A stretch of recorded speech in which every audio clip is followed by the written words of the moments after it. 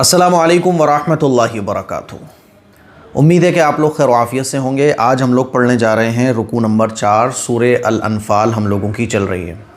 میں آپ لوگوں کا شکریہ ادا کرنا چاہتا ہوں کہ میں نے جو اپیل ڈیجیٹل بورڈ کے لیے کی تھی، اور یہ ڈیجیٹل بورڈ میں آپ ہی لوگوں کے لیے خرید رہا ہوں، کیونکہ جو نورانی قاعدہ قرآن مجید کیسے پڑھیں، قرآن مجید جو لوگ پڑھنا سیکھنا چاہتے ہیں تو اس کے لیے سب سے ضروری ہوتا ہے نورانی قاعدہ۔ نورانی قاعدہ جس نے اچھے سے سمجھ لیا وہ اتنے ہی اچھے سے قرآن شریف پڑھنا سیکھ جاتا ہے۔ تو ڈیجیٹل بورڈ کے ذریعے جو ہم نے قرآن مجید پڑھانے کا سلسلہ شروع کیا تھا وہ ہمارا نہیں تھا ڈیجیٹل بورڈ، اب وہ کلاسز پینڈنگ میں پڑی ہوئی ہیں۔ تو میں نے اپیل کی تھی آپ لوگوں سے، کیونکہ ماشاءاللہ 2-3 ہزار لوگ تو پابندی سے قرآن مجید کی کلاسز وغیرہ دیکھتے ہیں، تو اگر 100 روپے بھی سب لوگ دیں، 99 روپے بھی اگر سب لوگ دیں تو بہت آسانی سے ڈیجیٹل بورڈ آ جائے گا۔ تو الحمدللہ اللہ کا شکر ہے کہ آپ لوگ تعاون کر رہے ہیں، اور ابھی ہمارے پاس تقریباً 15 سے 20 ہزار کے بیچ میں اماؤنٹ آ چکا ہے۔ ابھی بھی بہت بڑا اماؤنٹ ہے جو باقی ہے، 2 لاکھ روپے کا یہ پورا سیٹ اپ ہے جو تیار ہو رہا ہے ڈیجیٹل بورڈ کا۔ میں آپ لوگوں سے پھر گزارش کرنا چاہوں گا، اور انشاءاللہ ہر ویڈیو میں آپ لوگوں سے اپیل کرنا چاہوں گا کہ تھوڑا سا تعاون بڑھائیے، ہمت کیجئے، یہی سوچ کے کر لیجئے کہ جو اب تک آپ لوگوں نے اس چینل سے سیکھا ہے اور جو باقی کے لوگ سیکھیں گے قرآن مجید پڑھنا، یہ چینل قرآن مجید کے لیے ہے نا خاص۔ اللہ کا شکر ہے 10 لاکھ لوگ ہمارے ہونے والے ہیں جو قرآن مجید کی محبت کی وجہ سے اس چینل سے جڑے ہیں۔ تو ڈیجیٹل بورڈ آنے کے بعد انشاءاللہ بہت سارے کام بڑے زبردست طریقے سے ہو جائیں گے۔ میں نے تو اللہ کا نام لے کے کام شروع کروا دیا ہے، اور میری بات بھی ہو گئی ہے، اور انشاءاللہ جو ہماری ڈیجیٹل بورڈ کی ایک پوری کلاس ہے وہ ریڈی ہو جائے گی۔ تو جتنا ہو سکے تعاون کیجیے گا، 9 لگا کے ڈونیٹ آپ کو کرنا ہے، 99 199 299 399 1999 2999 3999 9 ضرور لگانا ہے، تاکہ میں یہ سمجھ سکوں کہ یہ جو اماؤنٹ میرے پاس آیا تھا یہ ڈیجیٹل بورڈ کے لیے تھا۔ چلیے بسم اللہ الرحمن الرحیم۔ اچھا، اعوذ باللہ من الشیطان الرجیم، بسم اللہ الرحمن الرحیم۔ یا ایہا الذین آمنوا ان تتقوا اللہ یجعل لکم فرقانا ویکفر عنکم سیئاتکم ویغفر لکم واللہ ذو الفضل العظیم۔ اے ایمان والوں، اگر تم اللہ سے ڈرو تو وہ حق اور باطل کے درمیان امتیاز کرنے کی صلاحیت تم کو عطا فرمائیں گے۔ فرقان کہا جاتا ہے کہ جو صحیح غلط میں فرق بتائے، فرقان کہا جاتا ہے جو حق اور باطل میں فرق بتائے۔ تو اللہ تعالیٰ فرما رہا ہے کہ جو لوگ متقی ہوتے ہیں نا، تو اللہ تعالیٰ ان کو یہ سمجھ دے دیتا ہے کہ وہ حق اور باطل میں فرق کرنے لگتے ہیں، اور اللہ تعالیٰ تقوی اختیار کرنے کی وجہ سے ان کے گناہوں کو بھی معاف فرما دیتا ہے، کیونکہ تقوی جس کے اندر ہوگا اس کو اپنی غلطی کا احساس ہو جائے گا، وہ گناہ کرے گا تو فوراً توبہ کر لے گا، اور اللہ تعالیٰ ایسے لوگوں کی کیا فرماتا ہے؟ مغفرت فرماتا ہے۔ یا ایھا الذین آمنوا، اے ایمان والوں، ان تتقوا اللہ، اگر تم تقوی اختیار کرو، یجعل لکم، تو اللہ تعالیٰ تمہیں کیا دے گا؟ فرقان دے گا، یعنی تمہیں صلاحیت دے دے گا کہ تم حق اور باطل کے درمیان فرق کر سکو گے۔ ویکفر، اور تمہارے مٹا دے گا، عنکم، تم سے کیا؟ سیئاتکم، تمہارے گناہوں کو، ویغفر لکم، اور تمہاری مغفرت کر دے گا، واللہ، اور اللہ، ذو الفضل العظیم، بڑا فضل والا ہے۔ آگے دیکھیے، وَإِذْ يَمْكُرُ بِكَ الَّذِينَ كَفَرُوا لِيُثْبِتُوكَ أَوْ يَقْتُلُوكَ أَوْ يُخْرِجُوكَ۔ یاد کیجئے جب آپ کے ساتھ کفر کرنے والے سازش کر رہے تھے۔ کیا سازش کر رہے تھے؟ مدینے میں جب رسول اللہ صلی اللہ علیہ وسلم کے خلاف سازشیں حد سے زیادہ بڑھ گئیں، اور مکے والوں نے حضور علیہ السلام کے خلاف یہ ایک پلان تیار کر لیا کہ ہر قبیلے سے ایک ایک آدمی آگے بڑھے گا اور حضور علیہ السلام کے گھر کو گھیر لے گا، اور جب محمد صلی اللہ علیہ وسلم گھر سے باہر نکلیں گے تو ان کو قتل کر دیا جائے گا۔ اللہ تعالیٰ نے یہ پوری بات حضور علیہ السلام کو بتائی، اور اللہ کے نبی صلی اللہ علیہ وسلم نے حضرت علی رضی اللہ تعالیٰ عنہ کو اپنے بستر پر لٹایا اور خود باہر نکل گئے، اور ایک مٹھی مٹی ان کی طرف پھینکی، جس سے یہ لوگ حضور علیہ السلام کو نہیں دیکھ پائے، اور حضور علیہ السلام نے پھر ہجرت فرمائی۔ پورا واقعہ انشاءاللہ میں کبھی سناؤں گا آپ کو۔ چلیے، تو اللہ تعالیٰ اسی بات کو بیان فرما رہا ہے کہ سازش کر رہے تھے۔ کیوں سازش کر رہے تھے؟ تاکہ آپ کو گرفتار کر لیں، یا قتل کر دیں، یا آپ کو باہر نکالیں۔ بہت سارے پلان لوگوں نے بتائے، کہ ایک نے کہا، کسی نے کہا کہ ان کو اس شہر سے ہی باہر نکال دیا جائے، کسی نے کہا کہ ان کے اوپر پابندی لگائی جائے، آخر میں یہ پلان بنا کہ ان کو قتل کر دیا جائے۔ وَيَمْكُرُونَ وَيَمْكُرُ اللَّهُ، وہ اپنی سازش کر رہے تھے اور اللہ بھی تدبیر فرما رہا تھا۔ اللہ فرما رہا ہے وہ اپنی سازشیں کر رہے تھے اور ہم پیغمبر علیہ الصلاۃ والسلام کے بارے میں الگ تدبیر پر کر رہے تھے۔ وَاللَّهُ خَيْرُ الْمَاكِرِينَ، اور اللہ ہی بہتر تدبیر کرنے والے ہیں۔ اللہ نے حکم دیا کہ ہجرت فرما لیں تو آپ علیہ الصلاۃ والسلام نے حضرت ابوبکر صدیق رضی اللہ تعالیٰ عنہ کے ساتھ ہجرت فرما لی۔ یا ایھا الذین آمنوا، اچھا وَإِذْ، اور یاد کرو وہ وقت جب یمکرو، یہ لوگ سازشیں کر رہے تھے بکا، آپ کے بارے میں۔ کون لوگ؟ کفرو، جو کافر ہیں، لیثبتوک، تاکہ آپ کو گرفتار کر لیں، او یقتلوک، یا آپ کو قتل کر دیں، او یخرجوک، یا آپ کو نکال دیں۔ وَيَمْكُرُونَ، اور یہ لوگ سازشیں کر رہے تھے، وَيَمْكُرُ اللَّهُ، اور اللہ اپنی تدبیر کر رہا تھا، واللہ، اور اللہ خیر الماکرین، بہترین تدبیر کرنے والا ہے۔ آگے دیکھیے، وَإِذَا تُتْلَى عَلَيْهِمْ آيَاتُنَا قَالُوا قَدْ سَمِعْنَا لَوْ نَشَاءُ لَقُلْنَا مِثْلَ هَذَا إِنْ هَذَا إِلَّا أَسَاطِيرُ الْأَوَّلِينَ، جب ان پر ہماری آیتوں کی تلاوت کی جاتی ہے تو کہتے ہیں ہم نے سن لیا، اگر چاہیں تو ہم بھی ایسا کلام کہہ سکتے ہیں، یہ تو محض پہلے لوگوں کی کہانیاں ہیں۔ مکے میں ایک شخص تھا جس کا نام تھا نضر بن حارث، تو یہ جو ہے نا ہیرا کا سفر کیا کرتا تھا، اور وہاں پہ جو ہے نا قیصر و کسریٰ کی قصے کہانیاں، پہلے کے لوگوں کی قصے کہانیاں، بادشاہوں کے بیان ہوتے تو یہ وہاں جا کے سنتا تھا۔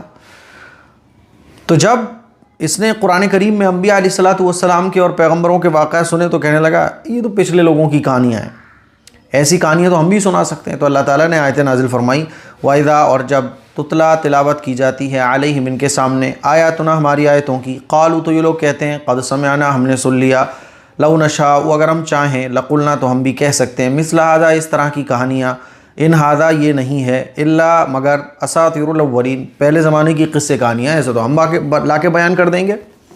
ٹھیک ہے، تو یہ اللہ تعالیٰ ان کی باتوں کو بیان کر رہا ہے کہ اس طرح کی ڈرامے بازیاں یہ لوگ کیا کرتے تھے۔ آگے دیکھیے، وَإِذْ قَالُوا اللَّهُمَّ إِن كَانَ هَذَا هُوَ الْحَقُّ مِنْ عِنْدِكَ فَأَمْطِرْ عَلَيْنَا حِجَارَةً مِنَ السَّمَاءِ أَوْ ائْتِنَا بِعَذَابٍ أَلِيمٍ۔ یاد کیجئے جب وہ کہنے لگے، اے اللہ، اگر یہی آپ کے پاس سے اترنے والا سچا کلام ہے تو ہم پر نہ ماننے کی وجہ سے آسمان سے پتھر کی بارش برسا دیجئے، یا ہم پر کوئی دردناک عذاب لے آئیے، یا ہم پر کیا لے آئیے؟ دردناک عذاب لے آئیے۔ مشرک نے مکہ ہی مطالبہ کرتے تھے نا کہ چلو اچھا ٹھیک ہے، اب ایسا کرو تو ہمارے لیے عذاب لے آؤ، جیسے یہ پچھلے قصے کہانیاں تو ہمیں سنا رہے ہو کہ فلاں پیغمبر کی قوم پر عذاب آیا تو تم بھی ہمارے اوپر عذاب لے آؤ۔ اللہ تعالیٰ فرما رہا ہے، وَإِذْ، اور یاد کرو وہ وقت، قالوا، جب ان لوگوں نے کہا، اللہم، اے اللہ، ان کان، اگر یہ کیا مطلب؟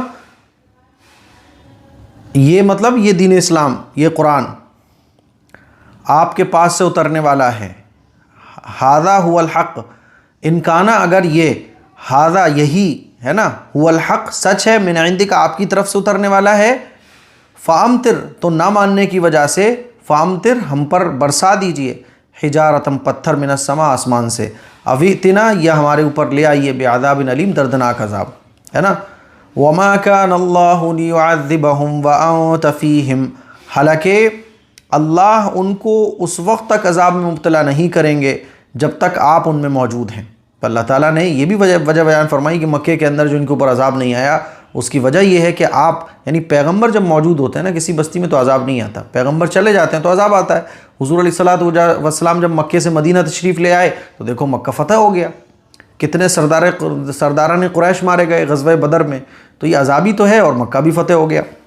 تو اللہ تعالیٰ فرما رہا ہے کہ پیغمبر موجود ہوتے ہیں تو عذاب نہیں آتا، اور اسی طرح سے پیغمبر کے صحابہ جو استغفار کرتے رہتے ہیں پورے دن، تو وہ موجود ہیں، ان کی برکتوں کی وجہ سے عذاب نہیں آ رہا ہے مکے والوں کی وجہ سے۔ پھر خود یہ مکے والے ٹھیک ہے مشرک تھے، لیکن یہ جب طواف کرتے تھے خانہ کعبہ کا تو غفرانہ کا کرتے تھے، اللہ مغفرت فرما، کیونکہ اللہ کو تو یہ بھی مانتے تھے نا، مشرک تھے، لیکن تو ان کے مغفرت کرنے کی وجہ سے عذاب نہیں آ رہا ہے۔